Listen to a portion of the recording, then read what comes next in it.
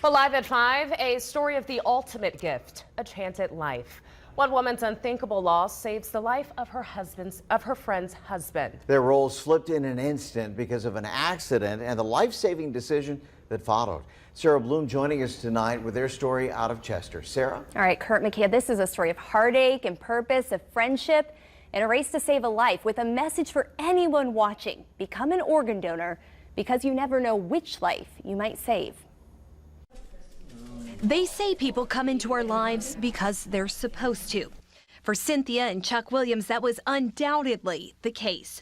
25 years of blissful marriage, 2 beautiful kids, big dreams, and motocross. And it could certainly be said for Kelly and Cynthia, friends for more than 8 years. God put her in my life and mine in hers for a reason. I really do believe that. I mean, how else do you explain it? It was a miracle. It was almost like divine intervention. Divine because of what unfolded last September. But the incredible story starts long before that with Kelly's husband, Kevin. We were in a car accident in 2017, and they had to cut me out of the car. We got hit so hard, and the doctor, after they did a CAT scan, asked my wife if I was a big drinker. Kevin, a diabetic, was eventually diagnosed with non-alcoholic cirrhosis of the liver. It stole his ability to live, work, or even stay awake. It got to the point that, I mean, I wasn't even a good husband anymore. It was a relief when he went on the transplant list. I mean, such a relief, because I felt like we're finally moving in the right direction. In September 2021, Kevin almost died. Kelly had to call an ambulance, and the couple realized they were racing against the clock. I guess it really was my point where I was going downhill fast. I really honestly never thought I'd leave the hospital. And through those challenges, there were Cynthia and Chuck supporting Kelly. Chuck would always come over where we were sitting, and he'd always ask, "How's Kevin doing? How's Kevin doing?" He was worried about Kevin making it. And then Kelly being a widow. And They're haunting words now, knowing what came next.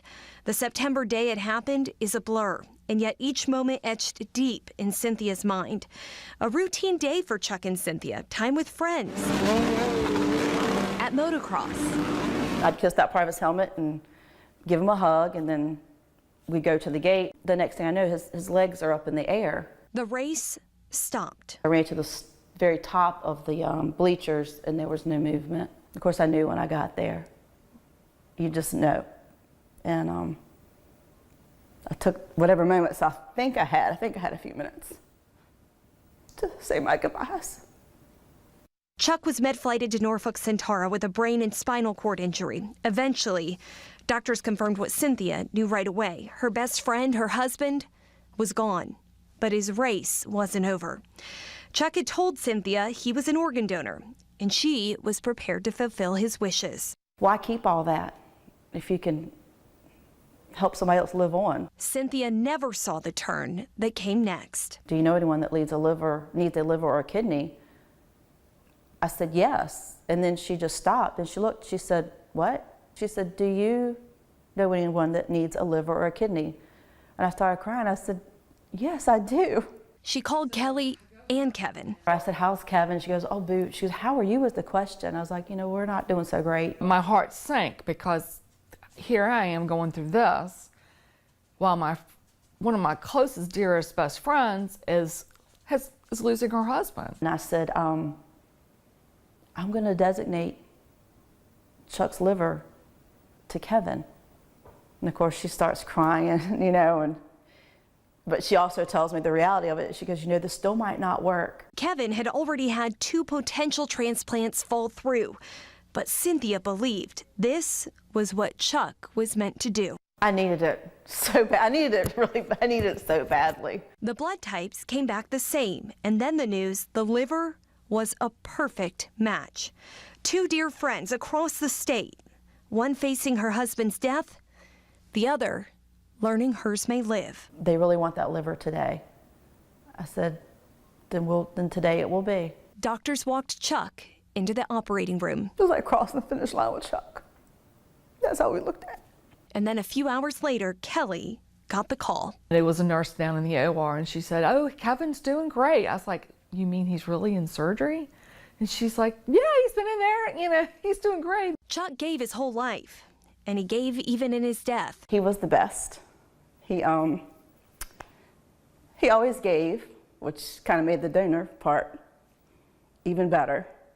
He was the best dad to our boys, the best husband, and he was my best friend. He finished the race. I feel great. I wake up every morning and thank the Lord and thank Chuck. Kevin can now work. He feels healthy, and Kelly still has her husband. Chuck's sacrifice saved me, and I'm going to do my best to live my life and honor him the rest of my life.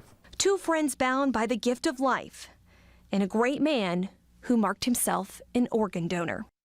You never know whose life you're going to save. I mean, I was able to save my friend's husband.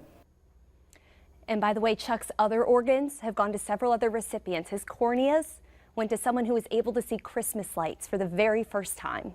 This story is why we have volunteers here from LifeNet, from VCU, and Donate Life. They're all in our Call 12 Center tonight.